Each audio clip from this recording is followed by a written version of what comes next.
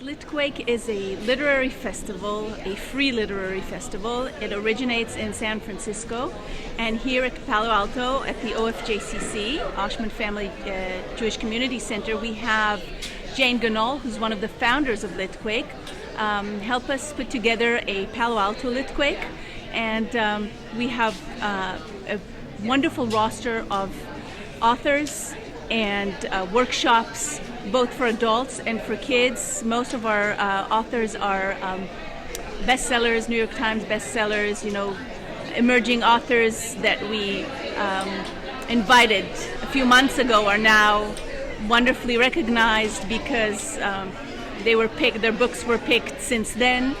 And we're always excited to build community around literacy, around books, and excited every year to see the wonderful show up that we always get, and rooms full of people who are book lovers. Some of them are authors or aspiring authors sitting in workshops learning about the craft. And anywhere from the age of 4 to the age of 104, people can find something during LitQuake Palo Alto to do and to enjoy. Maybe we'll take a drive together, he said. Why would we do that, she asked. She felt like someone other than herself, a woman who might hop into a guy's car and take off. The advice I give to incipient authors is decide what you're writing for. But it's frustrating when I look at who I'm linked with in Amazon, and I find myself linked with people who, men with Gaelic tattoos, and I'm like, oh, how do I get linked with Discovery of Witches or California Witches? I wanted to be a therapy dog. Does anyone know what a therapy dog is?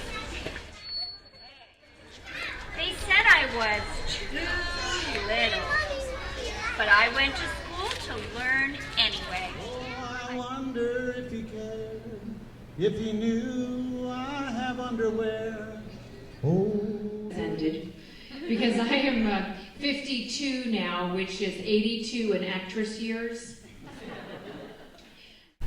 From there, it just kind of builds upon the juxtaposition of this perfect society and the thought that the world is coming to an end. Right, so I think that LitQuake should put on something like this every year because it's really fun and it's enjoyable and I love it. And LitQuake is an awesome organization too. It's about promoting literacy and reading and all sorts of that fun English word stuff. I actually have 4 children of multiple ages, and I love how this event is for all families. So I'm here with my youngest, who's starting 1st grade, and it's set up like a little magical land for him to enjoy. So they've got the read-alouds and the climbing structures and the bubbles that he's been enjoying.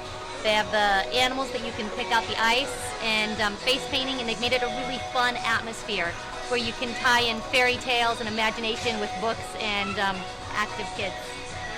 Really attentive, and the turnout was fantastic. I didn't know what to expect going into it. I thought there might be 10 people, maybe 20 people. The room was full. It was standing room, so it was really, really rewarding to show my work in front of a live audience. As a cartoonist, for the New Yorker, you don't get to hear people laughing at your work often. You sort of send it out, and then it goes in the magazine, and you hope people are enjoying it. Hearing the laughter out loud is really rewarding, so that was fun. One of the great things about writing books is you get to meet other authors. So this afternoon, I got a chance to hear Vikram Chandra talk about writing, and just 1 hour, it's hanging on the edge of my seat, listening to him talk about how he writes and has been influenced by Sanskrit writings. And Palo Alto is a very literary neighborhood. There's lots of authors, there's lots of readers. People take interest here. A lot of the bookstores around here offer salons, but never one big event that is free to the community and that kind of shows off local talent and talent that is of the United States that comes here every year. To sell books, to promote their books, to talk in salons, to brainstorm about ideas and people. I'll come back every time they invite me. It's really fun. It's really, really fun. The work that LitQuake does is vital, I think, to the Bay Area arts community, and I look forward to supporting it any way I can.